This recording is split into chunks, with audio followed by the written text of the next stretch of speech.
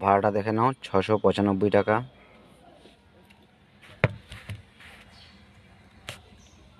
সবে ড্রপটা করলাম, পুরো টাইম লাগলো 2 ঘন্টা 12 মিনিটের মতন। আর ওদিকে বাড়ির দিয়ে 5 কিলোমিটার মতন রাস্তা গেছে, 15-18 মিনিটের মতন সময় লেগেছে পিক আপ করতে। টোটালি যা হিসেব করে দেখা গেল মোটামুটি 450 টাকার ওপরে তেল চলে গেছে। ভাড়া কত? 695। 70 টাকা নিয়ে নেবে কোম্পানি, তাহলে কত থাকলো? 700 টাকা ধরলাম, 450 টাকা বাদ দিলে কত থাকে? হিসেব করে 130 টাকা না 20 টাকা থাকে। কি খাবো?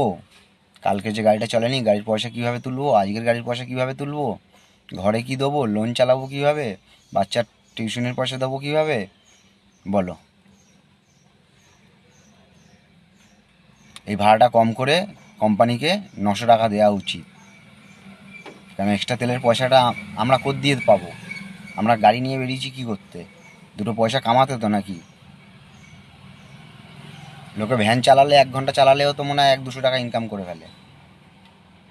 তা 8-9 লাখ টাকার গাড়ি নিয়ে বেরিয়ে এই কাজ হচ্ছে, কি করে চলবে বলো? তোমরাই বলো।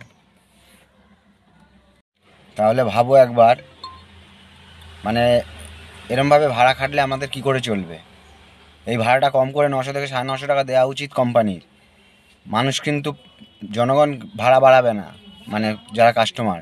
কিন্তু কাস্টমার কি, কোম্পানি যেটা দেখাবে সেটা দেবে। কোম্পানি যদি এটা 1200 টাকাও দেখায়, 1200 টাকায় আসবে, কিন্তু নিজের চোখে দেখছে যে জ্যামে এত তেল পুড়ছে, 1 পয়সা দেবে না। তো এই হচ্ছে ব্যাপার, যে কোম্পানির ওপর বিশ্বাস আছে, কিন্তু যে গাড়ি কিনে গাড়ি নিয়ে তাকে পৌঁছে দিচ্ছে তার কোনো দাম নেই। কোম্পানি যেটা দেখাবে সেটাই, কোম্পানি একদম ঠিক, আমরা বেকার। আমরা রাত জেগে না ঘুমিয়ে তাদেরকে বাড়িতে ভালো মতন পৌঁছে দিই, কিন্তু মানে সঠিক পারিশ্রমিক দিতে গেলে কষ্ট। কিন্তু কাস্টমারকে কিছু বলার নেই, কোম্পানি এই করছে। কোম্পানিগুলো পুরো আমাদের লাত মেরে দিচ্ছে পেটে। বলো না, এই যে এখন এসছি তো, এখন কখন ডিউটি পাবো ঠিক নেই, কিন্তু হাফ বেলা কেটে গেল, 120-30 টাকা বেঁচেছে, খাবো কি? তেল ভরবো কি? ওদের রিচার্জ করবো কি?